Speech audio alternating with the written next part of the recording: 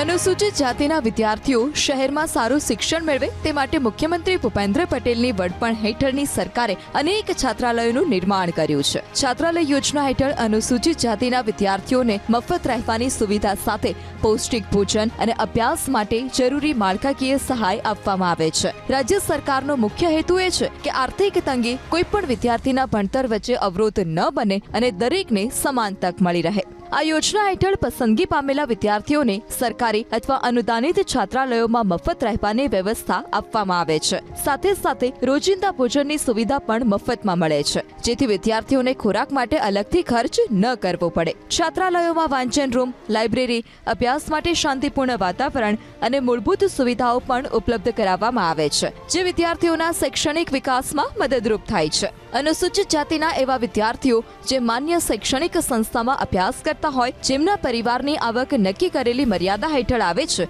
તેઓ આ યોજનાનો લાભ લઈ શકે છે. સામાન્ય રીતે પ્રવેશ, મેરિટ, અભ્યાસની કક્ષા અને ઉપલબ્ધ બેઠકને આધારે આપવામાં આવે છે. અનુસૂચિત જાતિ છાત્રાલય યોજના માટે અરજી પ્રક્રિયા ઓનલાઈન રાખવામાં આવી છે, જેથી પારદર્શિતા જળવાઈ રહે. વિદ્યાર્થીઓને સરકારના સંબંધિત પોર્ટલ પર જઈને પોતાનું રજીસ્ટ્રેશન કરવાનું રહે છે. ત્યારબાદ શૈક્ષણિક વિગતો, જાતિ પ્રમાણપત્ર, આવક પ્રમાણપત્ર અને અન્ય જરૂરી દસ્તાવેજો અપલોડ કરી અરજી સબમિટ કરવામાં આવે છે. અરજીની ચકાસણી બાદ પાત્ર વિદ્યાર્થીઓને છાત્રાલય ફાળવવામાં આવે છે. અનુસૂચિત જાતિના વિદ્યાર્થીઓના ઉત્કર્ષ માટે બજેટમાં ઉત્તરોત્તર વધારો થઈ રહ્યો છે. પ્રધાનમંત્રી નરેન્દ્રભાઈ મોદીના વિકાસની રાજનીતિના લાભોથી આ શક્ય બન્યાનું મુખ્યમંત્રી ભૂપેન્દ્રભાઈ પટેલે જણાવ્યું.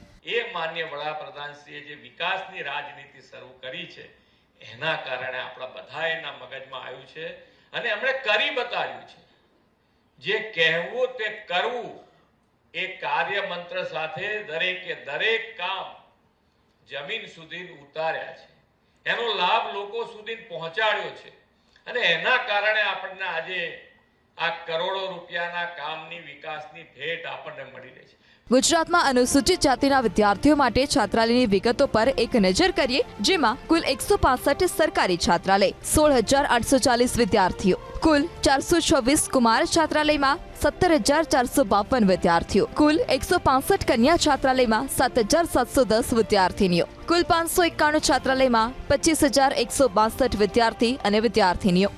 જામનગર શહેરમાં અનુસૂચિત જાતિના છાત્રાલય અને શાળા એક જ કેમ્પસમાં છે, જ્યાં જિલ્લાના વિદ્યાર્થીઓ અભ્યાસ માટે આવે છે અને હોસ્ટેલમાં રહેવાની પણ ઉત્તમ સગવડ રાજ્ય સરકાર દ્વારા કરવામાં આવી છે. જામનગરમાં રણજીત સાગર રોડ સ્થિત આ છે અનુસૂચિત જાતિના વિદ્યાર્થીઓ માટેની આદર્શ નિવાસી શાળા અને છાત્રાલય. કદાચ કોઈ ખાનગી શાળા પાસે પણ ન હોય તેવા મોટા કેમ્પસમાં આવતીકાલના ભાવિનું નિર્માણ થઈ રહ્યું છે. આદર્શ નિવાસી શાળામાં ધોરણ 9 અને 10ના 38 કુમારો અભ્યાસ કરી રહ્યા છે, જેના માટે અહીં રાજ્ય સરકાર દ્વારા 2 ટકનું જમવાનું અને 1 ટકનો નાસ્તો, આ સાથે જ રહેવાની ઉત્તમ સગવડો પૂરી પાડવામાં આવી રહી છે. વિશાળ મેદાન પણ અહીં હોય. વિદ્યાર્થીઓ અભ્યાસ બાદ અહીં અલગ અલગ રમતો પણ રમે છે. ધોરણ 9 અને 10ના અભ્યાસ અને વસવાટ કરતા અનુસૂચિત જાતિના વિદ્યાર્થીઓને વર્ષે દર વખત 2,100 રૂપિયાની મર્યાદામાં ગણવેશ, સ્ટેશનરી અને બૂટમોજા માટે સહાય પણ આપવામાં આવે છે. ધોરણ 9 અને 10ના વિદ્યાર્થીઓની આ સગવડ ઉપરાંત અહીં સરકારી કુમાર છાત્રાલય પણ છે, જેમાં ધોરણ 11 થી માંડીને કોલેજ સુધીના વિદ્યાર્થીઓને રહેવા